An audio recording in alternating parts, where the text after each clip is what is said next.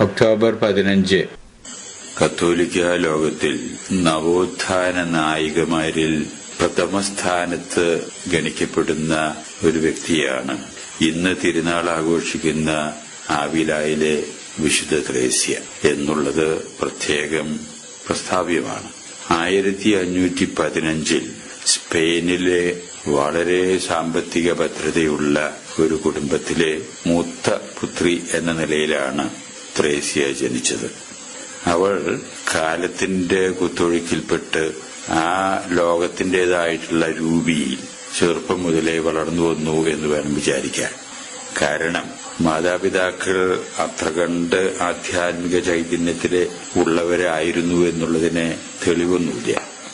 അത്രയും ആധ്യാത്മികമായ ചൈതന്യത്തിലെ അവളെ വളർത്തിയിരുന്നു എന്നതിനും നമുക്ക് ലഭ്യമായിട്ടുള്ള തെളിവുകളില്ല. 16-ാം നൂറ്റാണ്ടിലെ സ്പെയിനിലുള്ള ഒരു കുത്തഴിഞ്ഞ ജീവിതത്തിന്റെ അലയടികൾ ത്രേസ്യയുടെ ജീവിതത്തിലും അനുഭവപ്പെട്ടു എന്നുള്ളതാണ് സത്യം. എന്നാൽ ഒരു പെൺകുട്ടി എന്ന വിധത്തിൽ ജീവിതത്തിലെ വളരെ നിർണായക സ്വാധീനം ചെലുത്തിയിരുന്ന അമ്മയുടെ നിര്യാണം ത്രേസ്യയ്ക്ക് 12 വയസ്സുള്ളപ്പോൾ സംഭവിച്ചതോടുകൂടെ ത്രേസ്യയുടെ കുത്തഴിഞ്ഞ ജീവിതത്തിന് ബെല്ലും ബ്രേക്കും ഇല്ലാത്ത മാതിരി ഒരു ജീവിതശൈലിയിലേക്ക് നീങ്ങാനിടവന്നു എന്നാണ് നാം കാണുന്നത്. എങ്കിലും ത്രേസ്യയുടെ ഉള്ളിൽ ഒരുപാട് നന്മകളും ഒരുപാട് കഴിവുകളും തമ്പുരാൻ നിറച്ചുവച്ചിരുന്ന പ്രാപ്തയായിട്ടുള്ള ഒരു വ്യക്തിത്വത്തിന്റെ ഉടമയായിരുന്നു ത്രേസ്യ. അതുകൊണ്ട് തന്നെ യേശു ത്രേസ്യയെ ഉന്നം വച്ചിരുന്നു എന്ന് വേണം മനസ്സിലാക്കാൻ. ത്രേസ്യ ഒരു വിധത്തിൽ കുത്തഴിഞ്ഞ ജീവിതമാണ് നയിച്ചിരുന്നത് എന്ന് വരികിലും 18-ാം വയസ്സിൽ ത്രേസ്യ പിതാവിന്റെ ആഗ്രഹത്തിന് ഒരു വിധത്തിൽ പറഞ്ഞാൽ വിരുദ്ധമായി തന്നെ കർമ്മലീത്ത മഠത്തിൽ ചേരുകയാണ് ഉണ്ടായത്. ചേരുമ്പോ ത്രേസ്യയ്ക്കുണ്ടായിരുന്ന ചിന്ത കുറെക്കൂടി ആധ്യാത്മികമായിട്ടും കുറെക്കൂടി ഈശ്വര ചിന്തയിലൊക്കെ വളർന്നു വരാൻ ഇടയാകണം എന്നുള്ളൊരു ചിന്തയായിരുന്നു സന്യാസ ഭവനത്തിലേക്കുള്ള പ്രവേശനം കൊണ്ട് ത്രേസ്യ ഉദ്ദേശിച്ചത്. പക്ഷെ അവിടെ ചെന്ന് നോക്കിയപ്പോ കർമ്മലീത്ത സഭയിൽ അന്നുണ്ടായിരുന്ന കുത്തഴിഞ്ഞ ഒരു ജീവിതം, പൊതുവെ പറഞ്ഞ അലസമായ ജീവിതം, ഈ അലസതയും ഈ ഒരു തരത്തിലുള്ള അഴഞ്ഞ ജീവിതവും ത്രേസ്യയുടെ ജീവിതത്തിലും നിഴലിക്കാനാണ് ഇടവന്നത്. അങ്ങനെ ഒരു തരത്തിൽ കന്യകാലയത്തിലായിരുന്നു എന്ന് ഒരിക്കലും മറ്റുള്ളവരെയൊക്കെ മണിയടിച്ചും തട്ടിപ്പും വെട്ടിപ്പൊക്കെ നടത്തി ഒരു തരത്തിൽ അങ്ങട് ഉഴപ്പി ജീവിക്കാനാണ് ത്രേസ്യ ഒരു 8-10 കൊല്ലം ഇടവന്നത്. അങ്ങനെ 28-29 വയസ്സിലാണ് ത്രേസ്യയ്ക്ക് യഥാർത്ഥത്തിൽ ഒരു തിരിച്ചറിവ് ലഭിക്കുന്നത്.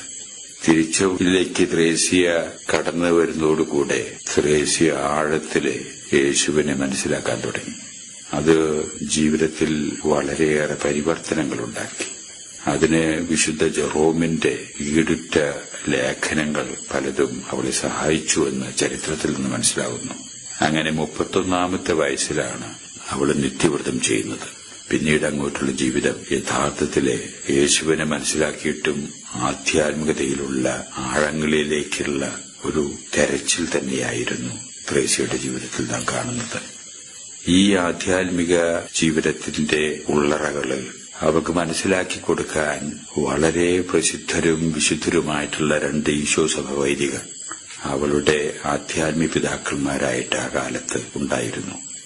2 പേരും 2 അവസരത്തിൽ പീറ്റർ അലക്സാണ്ട്ര, ഫ്രാൻസിസ് ബോർജിയ. ഇവരുടെ വളരെ ശക്തമായും എന്നാൽ നിഷ്ഠയോടും കൂടിയുള്ള ശിക്ഷണം ത്രേസ്യയുടെ ജീവിതത്തിൽ വലിയ മാറ്റങ്ങളാണ് സംഭവിച്ചത്. കാലങ്ങൾ കഴിഞ്ഞു. 46-ാമത്തെ വയസ്സിലാണ് ത്രേസ്യയുടെ മനസ്സിൽ അതിശക്തമായ രീതിയിൽ ഒരു ഉൾവിളി ത്രേസ്യയ്ക്ക് അനുഭവപ്പെടുന്നത്. താൻ ഉൾക്കൊള്ളുന്ന ആ സന്യാസ സഭയ്ക്ക് ഒരു നവീകരണം ആവശ്യമുണ്ട്. ഈ തരത്തിലുള്ള ഒരു കുത്തഴിഞ്ഞ ജീവിതത്തിന് വേണ്ടിയല്ല സന്യസ്തർ നിലകൊള്ളേണ്ടത്.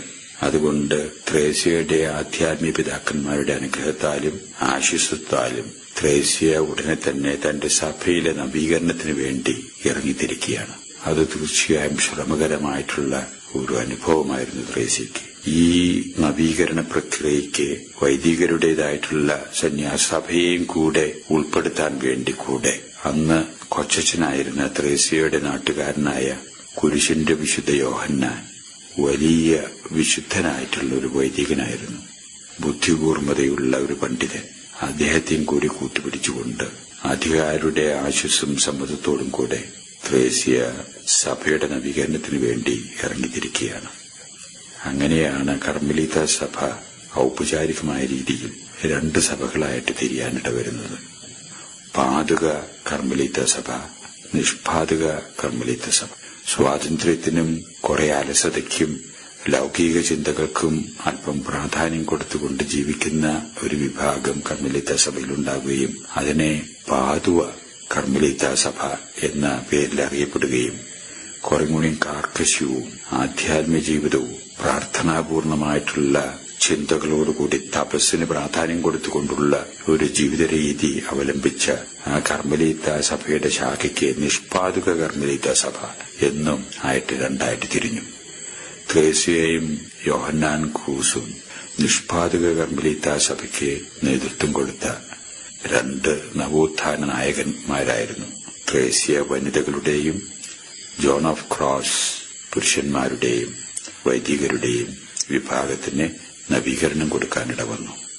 എന്നാൽ ഈ നവീകരണത്തിന്റെ പൊതു നേതൃത്വം അന്ന് ത്രേസ്യയിലായിരുന്നു. അങ്ങനെ 2 കൂട്ടരും കൂടി ശ്രമകരമായ രീതിയിലുള്ള ആത്മാർത്ഥതയോടുകൂടിയുള്ള പരിശ്രമം, ദൈവത്തിന്റെ ഇഷ്ടമാണെന്ന് മനസ്സിലാക്കിക്കൊണ്ടുള്ള ബോധ്യത്തിൽ നിന്നുള്ള പരിശ്രമത്തിന്റെ ഫലമായിട്ട് ത്രേസ്യയുടെ ജീവിതത്തിൽ തന്നെ 19 കന്യാസ്ത്രീ മഠങ്ങൾ സ്ത്രീകൾക്കായിട്ട് ത്രേസ്യയ്ക്ക് സ്ഥാപിക്കാൻ സാധിച്ചു. പുരുഷന്മാർക്കായി 17 ആശ്രമങ്ങളും സ്ഥാപിക്കാനിട വന്നു. വളരെ സംഭവബഹുലമായിരുന്നു ത്രേസ്യയുടെ ജീവിതം. ഈ സംഭവബഹുലമായിട്ടുള്ള ത്രേസ്യയുടെ ജീവിതം ഒരുപാട് സഹിക്കുന്നതിനു വേണ്ടിയുള്ള അവസരങ്ങൾ ത്രേസ്യയ്ക്കുണ്ടായി. അങ്ങനെ സഹനത്തിന്റെ തീച്ചൂളയിൽ ത്രേസ്യ രൂപപ്പെടുകയായിരുന്നു. അങ്ങനെ രൂപപ്പെട്ടതിന്റെ അടിസ്ഥാനത്തിൽ ത്രേസ്യ തന്റെ ജീവിതത്തിന്റെ ആപ്തവാക്യം എന്ന രീതിയിൽ ആദർശവാക്യമായിട്ട് എടുക്കാനിട വന്ന ആ സത്യം ഔത്ത് പാത്തി ഔത്ത് മോരി. ലത്തീൻ ഭാഷയിലാണ് അതിന്റെ മലയാളം.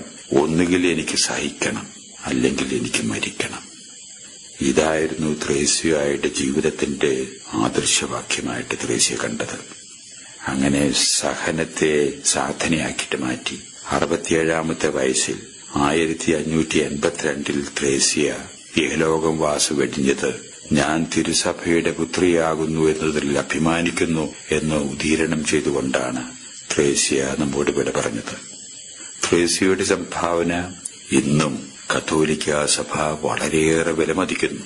എന്നല്ല, ആധ്യാത്മിക ജീവിതത്തിൽ ഇത്ര കണ്ട് ആധികാരികമായിട്ട് ആ ജീവിതത്തെ കൈകാര്യം ചെയ്യാൻ സാധിക്കുന്ന മറ്റൊരു വ്യക്തി ത്രേസ്യയെപ്പോലെ ചരിത്രത്തിൽ ഇല്ല എന്നുള്ളതാണ് സഭയുടെ ഇന്നത്തെ ചിന്ത. ആ ആധ്യാത്മിക ജീവിതത്തിലുള്ള ത്രേസ്യയുടെ സംഭാവനകൾ അനുസ്മരിച്ചുകൊണ്ട് 1970 6ാം പൗലോസ് മാർപ്പാപ്പ ത്രേസ്യയെ വേദപാരംഗത എന്ന നിലയിലേക്ക് ഉയർത്തുകയാണ് ഉണ്ടാകുന്നത്. അങ്ങനെ ത്രേസ്യ എല്ലാ തരത്തിലും ജീവിതത്തിന്റെ എല്ലാ തുറകളിൽ കൂടെ പോയി ദൈവത്തിന്റെ മനസ്സ് യഥാർത്ഥത്തിൽ കണ്ടുപിടിച്ച് പ്രതിസന്ധികളിൽ കൂടെ അതിജീവിച്ച് ആ മനസ്സ് പൂർണ്ണമായിട്ട് സ്വന്തം ജീവിതത്തിലൂടെ പ്രാവർത്തികമാക്കാൻ പ്രാപ്തി കാണിച്ച, തന്റെ ഇടം കാണിച്ച, ധൈര്യം കാണിച്ച ഒരു സുഹൃതിനിയായിരുന്നു ആവിലായിലെ ത്രേസ്യ.